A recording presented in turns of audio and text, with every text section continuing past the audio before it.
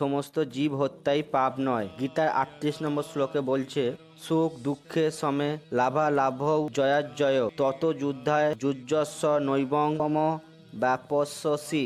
অর্থাৎ সুখ দুঃখ লাভ ক্ষতি জয় পরাজয়কে সামনে জ্ঞান করে তুমি যুদ্ধে নিমিত্ত যুদ্ধ করো, তাহলে তোমাকে পাপের ভাগী হতে হবে না। এখানে স্পষ্টভাবে অর্জুনকে বলছে যে যুদ্ধের নিমিত্ত কেবল যুদ্ধ করতে, কেননা তিনি এই যুদ্ধ চেয়েছিলেন। কৃষ্ণ ভাবনা কার্যকলাপের ক্ষেত্রে সুখ দুঃখ লাভ ক্ষতি জয় বা পরাজয়ের বিবেচনা করা হয় না। সবকিছুই ভগবান শ্রীকৃষ্ণের জন্য সম্পাদন করা উচিত। এটি হচ্ছে অপ্রাকৃত চেতনা, সুতরাং তার ফলে কর্মের কোনো প্রতিক্রিয়া থাকে না। সত্যগুণেই হোক অথবা রাজগুণেই হোক, যে নিজের ইন্দ্রিয় তৃপ্তি সাধনা করার জন্য কর্ম করে তাকে প্রতিক্রিয়াস্বরূপ ভালো বা মন্দ ফল ভোগ করতে হয়। কিন্তু এই কৃষ্ণ ভাবনায় কার্যকলাপে সর্বত্রভাবে নিয়োগ করেছে, কাছে তিনিও থাকে না।